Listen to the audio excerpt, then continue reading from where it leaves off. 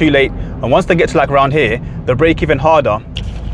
It's very rough, and then they'll try to straighten up like that. And you see, on this video, I'm going to show you how to drive super smoothly with your clutch and your gas and the brakes, and also even how to turn smoothly as well. Let me know how many times I say the word smooth or smoothly, and if you get it right and you type it in the comments, I might select you to win a prize. Let's go.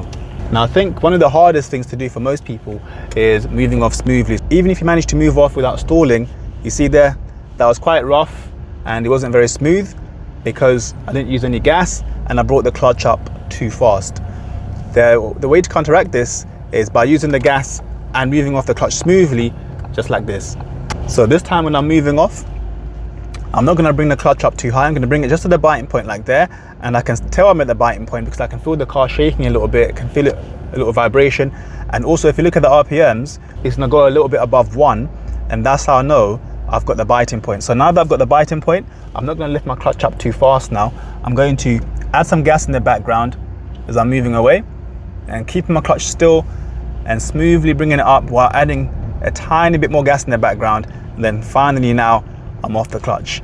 A lot of learners don't realize, especially when they first start learning to drive, how long it takes to come off the clutch if you want to drive smoothly. A lot of them, they come off the clutch way too fast, and then that's how they don't drive smoothly. If you're in a situation like this where you got slow speeds and lots of speed bumps, what you see some people doing is they'll accelerate really hard and then brake really hard for the speed bump, and then accelerate again and then brake hard for the speed bump. That's going to make it really rough. The whole point of these speed bumps is so that you can drive slowly throughout the whole area. So like now, I'm not adding any gas right now. So even without pressing anything, the car's moving by itself. Yeah, and that's enough for this sort of speed and this sort of area. If I wanted to go a bit faster, let's say the bumps were a bit smoother, then I can go faster by adding a bit more gas. And because I'm in first gear, what you're going to see some people doing is braking. When they're trying to stop, they'll brake first and then they'll try to use the clutch afterwards, and you can feel it. I'm not sure if you can hear it or feel that, but it was shaking a lot and you nearly stalled. In first gear, you want to use the clutch first as you come into a stop, so that way it's going to be a lot smoother. Let me show you on the next stop. So like now, I'm coming to a stop at the giveaway line here. I'm going to put my clutch down first and then brake really gently, and that way it's not going to shake. The RPM stay around 1 and it's not going to stall the engine. When it comes to moving off at a junction now, same thing. So get my gas, my biting point and my gas, but here everyone's going slowly. The mistake people make is they bring the clutch all the way up and then they have to brake really hard because they've gone too fast in this kind of area. Before you turn, take a look at the road, take a look at the traffic to see how much traffic there is, and if people are going slowly, don't bother going really fast in the turn. Just go slowly and put your clutch down straight away. And I think some learners don't realize, when you're moving in traffic like this, you don't want to come off the clutch all the way, because if you do, you see, you're going to end up getting too close and then you have to brake really hard next to this car so that you don't hit it. Instead, I'm going to put my clutch just at the biting point like this and then hold it still, maybe even bring it down a little bit, and then up again and then down. Yeah, so this is how I control my speed. And then once this car moves, I'll bring up a bit more, slowly adding some gas in the background as well. And then once people are moving a bit faster, come off the clutch fully, add more gas, and then I can change gears. And then when it comes to changing gears, the mistake people make here is they'll do it really quickly and then bring the clutch up like that. You see, the car jerked, not smooth at all. To make it smooth, you want to still be smooth with the clutch, not as slowly as in first gear, but you want to bring it up smoothly enough so that the car doesn't jerk. I'll show you in a second what I mean. And like I was showing you earlier about changing into gear smoothly, you go into second and then bring the clutch up like this, and then you would add gas. I'm going to go slowly here because I can't see properly the zebra crossing. Now that I can see it's clear, I can then add more gas. So right now we're on a hill in slow moving traffic. The mistake that lots of learners make in this kind of situation when they're trying to move off is, firstly, they don't get the biting point, and then they'll try to move and the car's going to roll back and they'll add lots of gas, but the car is still rolling back because you haven't got a biting point. To avoid this, make sure you've got the biting point first, and you can feel that with the car shaking again, and then add some gas in the background and then release the handbrake and smoothly bring the clutch up. So you see this car has left me behind. I'm not going to worry about that too much. I'm taking my time to move off smoothly. Something that lots of learners do is they'll try to really rush and be keeping up with the car in front of you. Some of these cars are automatic. which means they can move off a lot faster than you can do in a manual car. So don't try to keep up with everyone. Just drive at your own pace so that you can do it smoothly. Later on in the video, I'm going to show you how to move off quickly and still do it smoothly as well, because moving off smoothly doesn't mean you have to move off slowly. I can show you how to do it fast as well. So now that we're at the traffic lights, if you want to be smooth here, the key is being prepared. So now everyone's coming up this way. It's going to be our turn to move soon. So instead of leaving it in neutral and then having to mess around with the gears, I'm going to go into first gear before my light changes. And then once it changes, I'm going to get my biting point and then add some gas in the background. This way it's one less step to do, and it's going to be a lot smoother and a bit faster as well. And it's up to you whether you do the handbrake technique or the foot brake technique.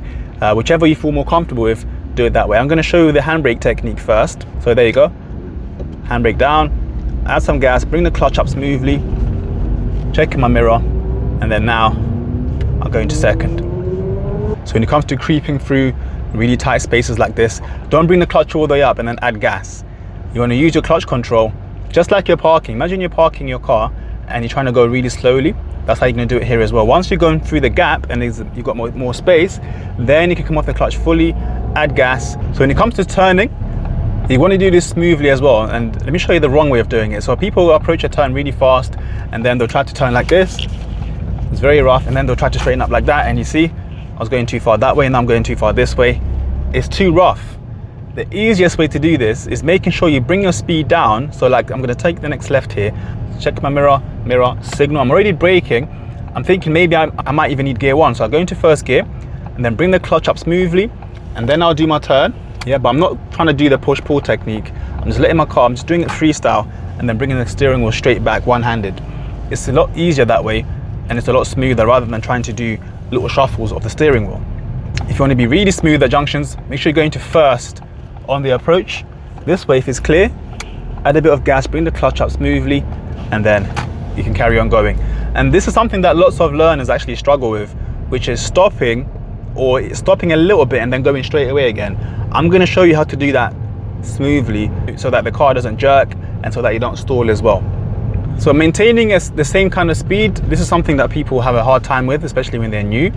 And what you're going to see people doing is using lots of gas and then braking really hard. Lots of gas and then braking really hard. This is not going to be a good way to drive, because 1, you can end up speeding, and 2, it's not very smooth. Instead of doing it like that, just listen to the engine. So like right now, I'm doing about 20 miles per hour and I can hear the engine making a certain note. If I go faster than that, you hear the engine's making a bit more noise. If I go too slow, the engine goes quieter. So I want it to be like around here. And then I do this by just adding a bit of gas and then easing off a tiny bit. You can barely see my feet moving, but right now I'm adding a bit and then letting go again, just gradually. Then adding a little bit and then letting go. If you keep your foot constantly on the gas the whole time, especially if you're pressing it too hard, you're going to go too fast. Or if you're coming off too much and then pressing it again, coming off too much, it's going to be too erratic. So instead, just press the right amount and then ease off a tiny bit when you feel like it's going a bit too fast, and then back on again a tiny bit. That way you can maintain your speed. If you're braking in second, you can brake early and then clutch down before the RPMs drop too low. So if the RPMs got to around 1,000, you want to make sure that your clutch is down by then. If you allow it to get any lower than that, the car's going to start shaking and then eventually it's going to stall. But after a while, you won't have to watch the RPMs when you're driving, because you can get used to the car.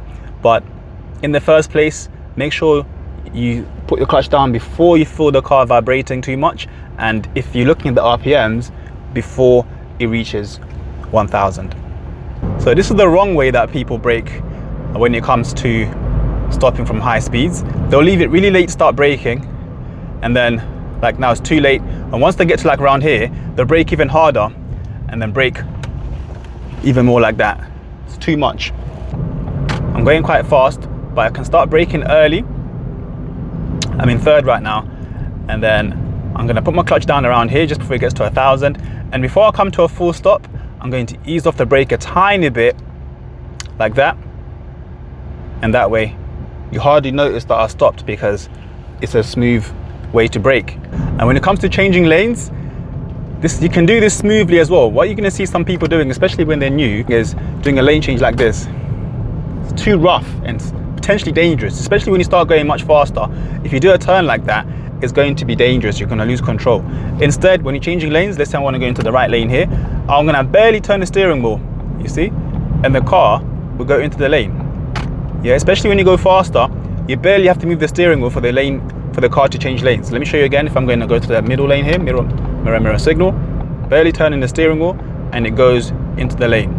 I'm going to show you how to move off quickly now. So this kind of roundabout, you want to move off quickly, but you can still do it smoothly. The mistake people make here is they'll try to do it quick and then they'll end up stalling. Yeah, you can do it smoothly like this. Make sure you add some gas in the background and then bring the clutch up smooth but fast, and add lots of gas as well, and then into second. So this way, when you do it like that, you're not going to stall, the car's going to move off smoothly, and you can also move off fast as well. Now when it comes to gearing down, this is probably the thing that people get wrong the most, and if you don't get it right, it's really rough. And the mistake that most people make is they'll gear down when the speed is too high for that gear. So like right now I'm just doing 40 miles per hour and in 4th gear. If I want to go into 2nd gear, I want to bring my speed right down first and then go into 2nd. But what you're going to see some people doing is, let's say they are coming up to a turn or coming up to some traffic lights, they'll brake a little bit and then go into 2nd around here and then yank the clutch up. And you see, the RPMs jump right up, the car slowed down too much and it was very jerky. To avoid doing that, I'm going to show you now, you're going to brake first a bit more and then gear down. So let me show you how to gear down properly from 4th to 2nd in a smooth way without the car jerking. So like right now I'm doing around 40 in 4th gear, and when I know I'm coming up to a turn or where I need to go down to 2nd, I'm going to reduce my speed nice and early. So like here, I'm going to start bringing my speed down, easing off the gas a bit, braking a bit from early, bringing my speed down. Once the speed gets to like around here and you see the RPMs are dropping to 1000, put my clutch down into 2nd and then bring the clutch up smoothly while I've done that. So that way you hardly notice the gear change. If you're noticing gear changes when the car's jerky, it means you're not doing it right. It means either you're going too fast for that gear or you're bringing the clutch up too fast once you've changed the gears. But the way I've just done it there, make sure the speed is right and then afterwards change into gear and then bring the clutch up smoothly. So I was showing you before that people struggle with stopping and then moving off straight away again. Let me show you what I mean by that. So let's say we have to stop here for this car for some reason. What people here will do is they'll bring the clutch up fast again, and then that's going to make it rough. If you have to stop and then move off again straight away, the best way to do this is, let's say you're in 1st gear and you come into a stop and then you move off again straight away again. So let's say I put my clutch down and brake smoothly, and then the cars in front of me move again. I'm just going to bring my clutch to the biting point and then add some gas and take my time. So the key is biting point first and then being smooth with the clutch, and not trying to rush to move off again quickly, because that's not going to work and that's not going to be smooth and you're more likely to stall that way. So sometimes I hear learners saying that they've done 10 lessons and then done their tests, and I don't really believe that. Let me know in the comments if you know somebody or you yourself, how many lessons have you done before you've done your test, or how many lessons do you think you need before you can do your test and pass? Because I really want to know, because I find it interesting how many hours that people say they need to pass their test. When it comes to steering as well, you just want to do smooth movements. Yeah, don't do jerky turns like this, because that's going to make the car wobbly and not smooth. Instead, so right now I'm going around the bend, I'm just keeping it nice and smooth, and then here when it comes to slowing down early, because these cars in front of me, I don't want to brake too late. And I can see ahead of me the lorry is going slow as well, but now they're moving on. I'm thinking about my gear already. I'm not leaving it too late. I'm thinking maybe I might need to go into 1st, and that way, like now, I'll start braking, so I'm in 2nd, clutch down around here because the RPMs are dropping quite low, and then into 1st, because now I'm in traffic, the traffic might start moving off again, and then that way I'm ready to move. You don't want to leave it in 2nd and then try to move off again, because then you're going to stall. It's not going to be smooth at all. If you leave it in 1st, even if the car stops moving straight away, you're ready to move and it's going to be a lot smoother. So now that guys are moving, I'm going to wait for them to move first and then bring my clutch to the biting point, adding some gas in the background, smoothly off the clutch, and then I've got the right speed for 2nd now, into 2nd, bring my clutch up smoothly. But now you see these cars are stopping, so I go into 1st again. That way I can move around here smoothly in 1st. If I was in 2nd, this wouldn't have worked. That's why it's a good idea to go into 1st before you stop. I hear lots of people saying you should only go into first once you've stopped, but there are lots of situations where it's beneficial to go into first before you stop. And turning left here, it's quite hilly here as well, so I'm going to take it in first, because let me show you in second what happens actually. So in second, I'm not sure if you can feel that, but it's vibrating a lot, shaking. But if I was in first, because it's uphill and it's very bendy and it's on a curve and I have to go slowly up the hill, first gear is much better for this. And what you're going to see some people doing as well, let's say I'm in second by mistake, what you see people doing is they'll brake first and then go into first and then try to move. That's not smooth, and sometimes that's dangerous. The person behind you is not expecting you to stop like that. So if you find yourself in second by mistake and you want to change into first, just keep the car going. Yeah, brake a little bit, keep the car moving, go into first, and then bring the clutch up smoothly like that. So that's how you can change gears on the move without having to stop fully first. When it comes to reversing, this I see lots of people doing it wrong, and they do it really, very roughly, because they bring the clutch up too high and then they'll try to control their speed with their brake. Right now my car is fighting itself. It's making lots of rumbling noises. It doesn't feel good. It doesn't sound good. Instead of doing it like this, use the clutch control to control how fast you're going in reverse. So I'm going to go off the brake, then bring my clutch and then down. Clutch the biting point and then down. Clutch the biting point and then down. If I'm going too fast now, I can put it down all the way and then brake gently. But I'm not going to brake with my clutch up like this, because now the car's telling me, I'm telling the car to do two things at once. This works the same when I'm going forward as well. So if I'm trying to park and go really forward slowly in a smooth way, instead of using my brake to control how fast I'm going, which is what some people do, they'll get the car like this and then they'll be doing this. Not ideal. Okay, the best way to do this, off the brake and then use the clutch, up a little bit and then down. Up a little bit and then down. This way you can control your speed very well. Don't bring the clutch all the way up like this, because it's going to go too fast. When you're trying to go really slowly, especially for parking, you want to keep your foot around the biting point, no higher. So thank you so much for watching that video. Hopefully you guys enjoyed it. If you did, make sure you subscribe to the channel. Also, if you're doing a theory test, make sure you download our app, Zondo Theory Practice, which you can download for free on the App Store or the Play Store. I'm going to put a little QR code here and also the link in the description. Really appreciate all of you. See you the next time. Bye.